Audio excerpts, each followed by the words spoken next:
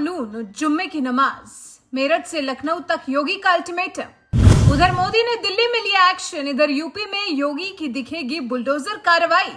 देश में लागू होंगे ये 10 बड़े कानून, कानून देख बौखलाए भाईजान। जी हाँ, मेरठ से लेकर लखनऊ तक बाबा की पुलिस मस्जिदों को घेर कर बैठी है। सिर्फ लखनऊ में 60 से ज्यादा हॉटस्पॉट इलाके खोजे गए। जुम्मे की नमाज के बाद क्या करने की तैयारी थी? वक्फ बिल पास होने के बाद खुफिया विभाग ने जो जानकारी दी उसे सुनकर योगी ने अपना प्लान बदला और ऐसा फरमान जारी किया कि पूरी यूपी पुलिस अलर्ट मोड में आ गई। दोनों सदनों में वक्फ बिल पास होते ही मस्जिदों के बाहर पुलिस बटालियन पहुंच गई है और ऐसी करीब 800 मस्जिदों को खोजा गया है जहां सबसे ज्यादा खतरा है। मेरठ में जुम्मे की नमाज पर शांति व्यवस्था रखने के लिए जिले को 4 जोन में बांटा गया है और 32 सेक्टर में अलग किया गया है और इस बात का ध्यान रखा जा रहा है कि किसी तरह का जुलूस न निकले। मुस्लिम मौलाना से भी किसी तरह का प्रदर्शन न करने की अपील करने के लिए कहा गया है। लखीमपुर में भी लोकसभा में संशोधन बिल पास होने के बाद जुम्मे की नमाज अदा की गई। पुलिस और प्रशासन ने शांति व्यवस्था बनाए रखने के लिए मस्जिदों के आसपास सुरक्षा व्यवस्था बढ़ाई है। संभल से लेकर लखनऊ तक अलर्ट है। लेकिन सबसे पहले आपको बताते हैं कि वक्फ बोर्ड पर कानून बनते ही 10 सबसे बड़े बदलाव क्या लागू होने जा रहे हैं। पहले सबसे बड़ा बदलाव जो किया गया है वो ये है कि अब बोर्ड में हिंदुओं को भी शामिल किया जाएगा। प्रावधान किया गया है कि 2 गैर मुस्लिम शामिल होंगे और 2 महिला भी शामिल की जाएंगी। यही वो सबसे बड़ा बदलाव है जिसकी वजह से कट्टरपंथी और ज्यादा बौखलाए हुए हैं। दूसरा बड़ा बदलाव यह है कि कानून के लागू होने के 6 महीने के भीतर हर वक्फ संपत्ति को सेंट्रल डेटाबेस पर रजिस्टर करना होगा। वक्फ में दी गई जमीन का पूरा ब्यौरा ऑनलाइन पोर्टल पर 6 महीने के अंदर अपलोड करना होगा और कुछ मामलों में इस टाइम लिमिट को बढ़ाया भी जा सकेगा। तीसरा बदलाव, वक्फ को डोनेशन में दी गई हर जमीन का ऑनलाइन डेटाबेस होगा और वक्फ बोर्ड इन प्रॉपर्टीज के बारे में किसी बात को छिपा नहीं पाएगा। किस जमीन को किस व्यक्ति ने डोनेट किया, वो जमीन उसके पास कहां से आई, वक्फ बोर्ड को उससे कितनी इनकम होती है, उस प्रॉपर्टी की देखरेख करने वाले मुतव्वली को कितनी तनख्वाह मिलती है, ये जानकारी ऑनलाइन पोर्टल पर मुहैया होगी। इससे वक्फ की प्रॉपर्टीज में ट्रांसपेरेंसी आएगी और वक्फ को होने वाला नुकसान भी कम होगा। चौथा बदलाव, राज्यों के वक्फ बोर्ड में भी 2 मुस्लिम महिलाएं और 2 गैर मुस्लिम सदस्य जरूर होंगे। साथ ही शिया, सुन्नी और पिछड़े मुस्लिमों से भी एक सदस्य को जगह देना अनिवार्य होगा। इनमें बोहरा और आगा खानी समुदायों से भी एक सदस्य होना चाहिए।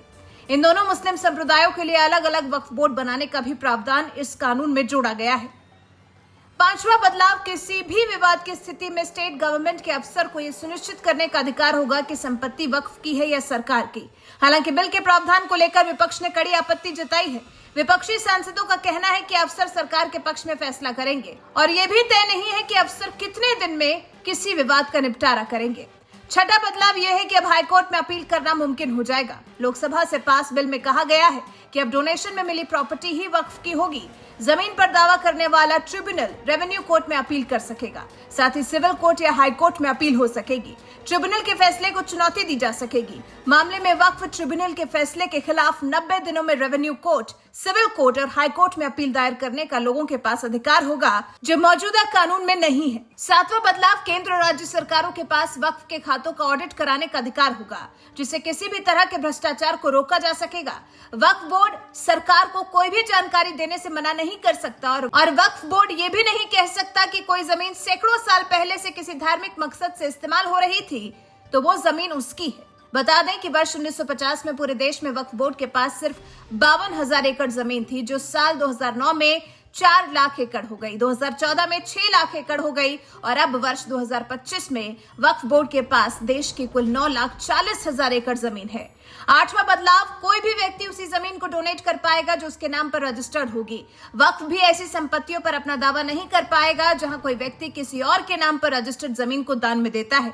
इसे इलीगल माना जाएगा। खास बात यह है कि वक्फ अल औलाद के तहत महिलाओं को भी वक्फ की जमीन में उत्तराधिकारी माना जाएगा। यानी जिस परिवार ने वक्फ की जमीन वक्फ अल औलाद के लिए डोनेशन में दी है, उस जमीन से होने वाली इनकम सिर्फ उन परिवारों के पुरुषों को नहीं मिलेगी, बल्कि इसमें महिलाओं का भी हिस्सा होगा। नवा बदलाव, जिन सरकारी प्रॉपर्टीज पर वक्फ अपना कब्जा बताता रहा है, उनको पहले दिन से ही वक्फ की प्रॉपर्टी नहीं माना जाएगा। अगर ये दावा किया जाता है तो कोई सरकारी प्रॉपर्टी वक्फ की है तो ऐसी स्थिति में राज्य सरकार मामले की जांच कराएगी। जांच पड़ताल करने वाला अफसर कलेक्टर रैंक से ऊपर का होगा। जांच रिपोर्ट में वक्फ का दावा गलत निकलता है तो सरकारी प्रॉपर्टी का पूरा ब्यौरा राजस्व रिकॉर्ड में दर्ज होगा। आखिरी और अहम बदलाव, प्रॉपर्टीज नियम इन पर लागू होगा। ये सरकारी प्रॉपर्टी वक्फ की नहीं मानी जाएगी। ये नियम उन सरकारी प्रॉपर्टीज पर भी लागू होंगे। तो कैसी लगी आपको ये हमारी जानकारी, कमेंट कर हमें जरूर बताइएगा। साथ ही हमारे इस वीडियो को ज्यादा से ज्यादा शेयर करें और हमारे चैनल को सब्सक्राइब कर बेल आइकन दबाना बिल्कुल ना भूलें।